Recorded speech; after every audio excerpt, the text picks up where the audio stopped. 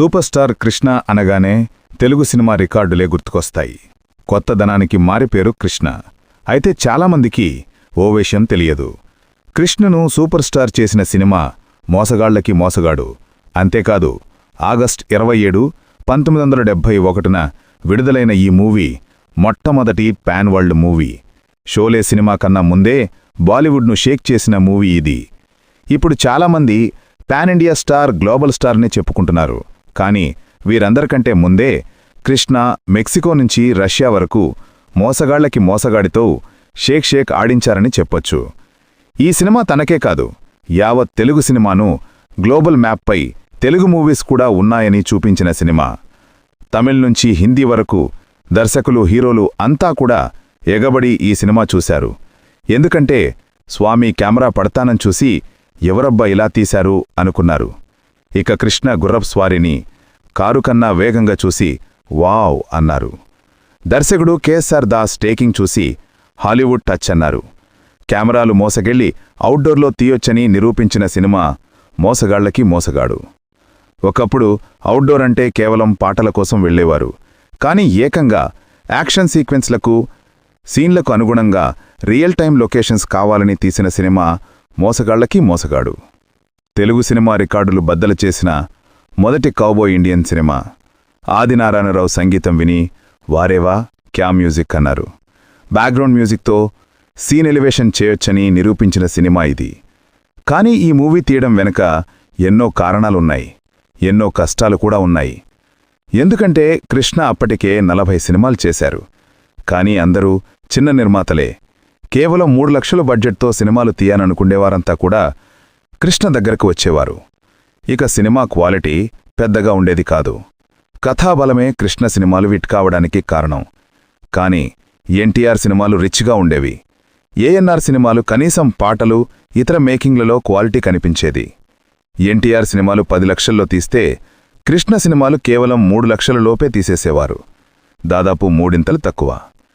కొన్ని ఎన్టీఆర్ సినిమాలైతే 15 లక్షలు పెట్టి తీసిన సినిమాలు కూడా ఉన్నాయి.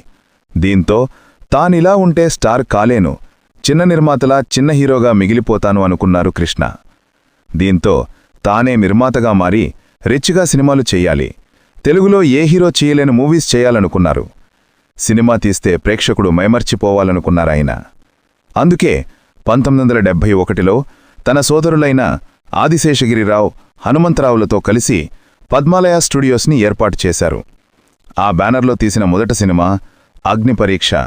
కానీ ఆ సినిమా హిట్ కాలేదు. అలానే ఆర్థికంగా నష్టపరచలేదు. దీంతో కృష్ణ మళ్లీ ఆలోచనలో పడ్డారు. మనం బ్యానర్ పెట్టిందే రిచ్గా సినిమాలు తీసేందుకు, మనం ఏం చేస్తున్నాంరా అని సోదరులతో మాట్లాడారు. పైగా హాలీవుడ్ సినిమాలను తెగ చూసేవారు కృష్ణ. అప్పుడే మనం కూడా మెకెన్నస్ గోల్డ్, గుడ్ బ్యాడ్ అగ్లీ లాంటి సినిమాలెందుకు చేయకూడదు అన్నారు. దీంతో ఖచ్చితంగా మనం అలాంటి సినిమా చేద్దామన్నారు. వెంటనే ఆరుద్రను పిలిచారు Krishna. The good bad ugly సినిమాను చూడండి, నాకు సూట్ అయ్యేలా ఓ కౌబాయ్ కథను తయారు చేయమని కోరారు. కృష్ణ మాటకు సరే చెప్పిన ఆరుద్ర ఆ మూవీ చూశారు. తాను కథ రాస్తానని చెప్పారు. ఎంత టైం కావాలో చెప్పమన్నారు కృష్ణ. 1 నెల సమయం ఇవ్వండి, నేటివిటీ మార్చి మన ప్రేక్షకులకు సూట్ అయ్యేలా కథ రాస్తాను అన్నారు. అందుకు కృష్ణ సరే అని అన్నారు. సరిగ్గా 1 నెల రోజుల్లో మొత్తం కథను వినిపించారు ఆరుద్ర. గుడ్ బ్యాడ్ అగ్లీతో పాటు మెకెన్నస్ గోల్డ్ కథను కూడా మిక్స్ చేసేసి ఈ కథ రాశారు ఆరుద్ర. ఆ కథ వినగానే ఎగ్జైట్ అయ్యారు కృష్ణ. ఈ మూవీ మనం చేస్తున్నాం, కాకపోతే మీరు కథనింత గొప్పగా చెప్పారు, ఇలా మీరు చెప్పినట్టే మీరే తీయొచ్చు కదా అని ఆరుద్రను అడిగారు కృష్ణ. ఆ మాట వినగానే నేను రాయడం వరకే, నాకు తీయడం రాదని చెప్పేశారు.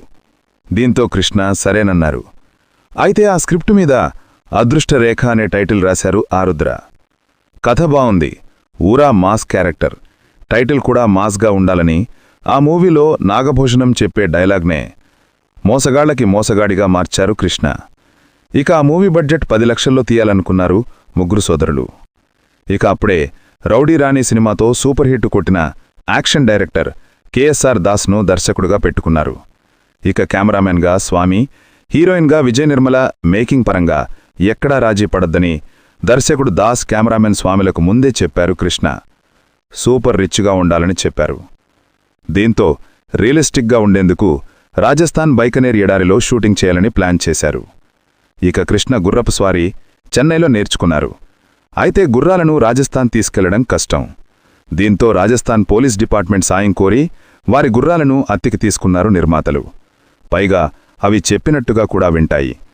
దీంతో రాజస్థాన్ పోలీసుల గుర్రాలను మాత్రమే కాదు, వాటి పోషణ, సంరక్షణ కోసం వారి మనుషులను తీసుకుని షూటింగ్ మొదలుపెట్టారు.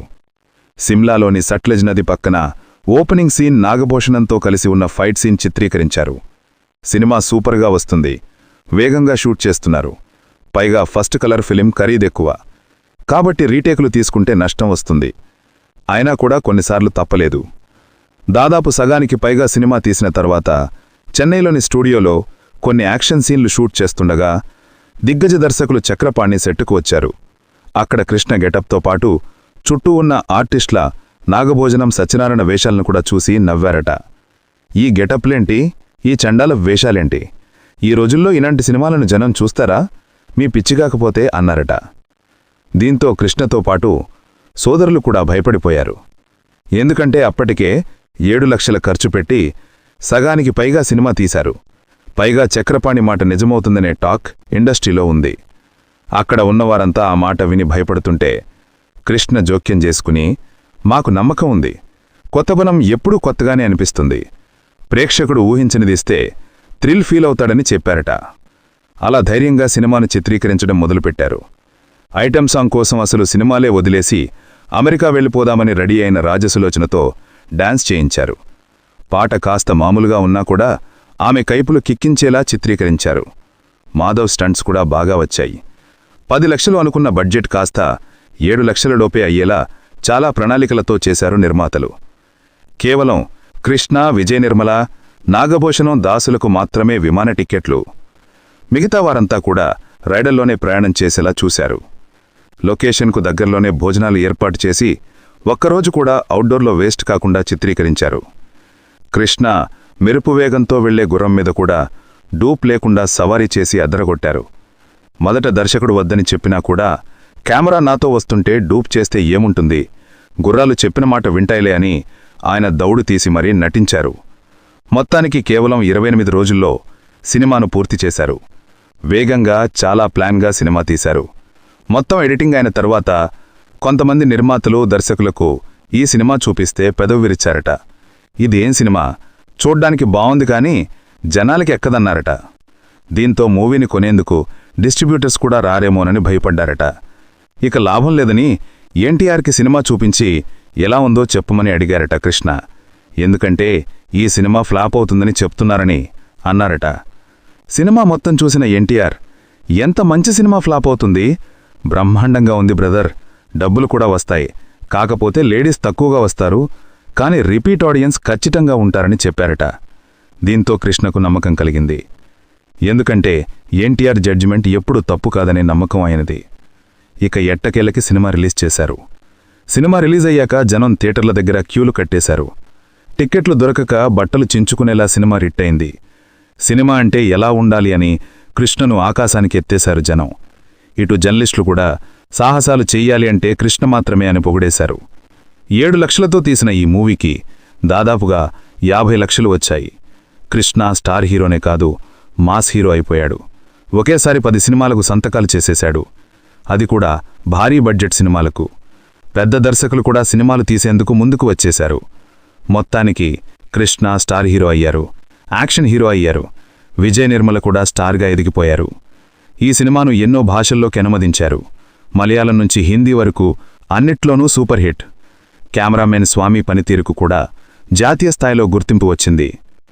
కెమెరాను టైర్లో బిగించి మరీ తీశారు. 8 ఆకారంలో ట్రాక్ వేసి కొన్ని యాక్షన్ సీన్లు షూట్ చేశారు. కారు మీద, గుర్రం మీద ఇలా తనకు నచ్చిన విధంగా స్వేచ్ఛగా సినిమా తీశారు స్వామి. దాస్తో పాటు స్వామి కెమెరా పనితనం సినిమాకు హాలీవుడ్లోకి తీసుకొచ్చింది. ఇక బ్యాక్గ్రౌండ్ మ్యూజిక్ గురించి చెప్పనక్కర్లేదు. మొత్తానికి సినిమాని చాలా క్రిస్ట్గా, వేగంగా ఉండేలా ప్లాన్ చేశారు దాస్. ఎక్కడా కూడా కథ డీవియేట్ కాకూడదు, ప్రేక్షకుడు కన్ఫ్యూజ్ కాకూడదని చాలా వేగంగా సినిమా నడిచేలా తీశారు. అన్ని చోట్లా హిట్ కావడంతో హనుమంతరావు, ఆదిశేషగిరిరావులు ఇంగ్లీష్లో విడుదల చేద్దామని కృష్ణ మీద ఒత్తిడి తేవడంతో సరేనన్నారు. లాస్ ఏంజల్స్కు వెళ్లి ఓ ప్రముఖ రచయితతో సినిమా డైలాగ్స్ రాయించుకున్నారు. ఆ తర్వాత చెన్నైలోనే ఇంగ్లీష్ వచ్చిన ఆర్టిస్టులతో అనుమతించారు. ఈ హాలీవుడ్ డబ్బింగ్ వెర్షన్కు కృష్ణనే ఎడిటర్గా కూర్చొని మరీ సినిమాను గంటన్నరకు కుదించారు. దాదాపుగా 150 దేశాల్లో సినిమా రిలీజ్ అయి సంచలన విజయం సాధించింది. హాలీవుడ్ మూవీలా ఉందని అంతా పొగిడారు. పాన్ ఇండియా నుంచి గ్లోబల్ రేంజ్కి ఎదిగింది. బాలీవుడ్ దర్శకులు సైతం సినిమా తీస్తే ఎలా ఉండాలి అనుకున్నారు. దేశం మొత్తం కృష్ణ గురించి, మోసగాళ్లకి మోసగాడు గురించి చెప్పుకునేలా చేశారు. ఈ సినిమాతో పద్మాలయ బ్యానర్ మాత్రమే కాదు, కృష్ణ సోదరులు కూడా సెటిల్ అయిపోయారు.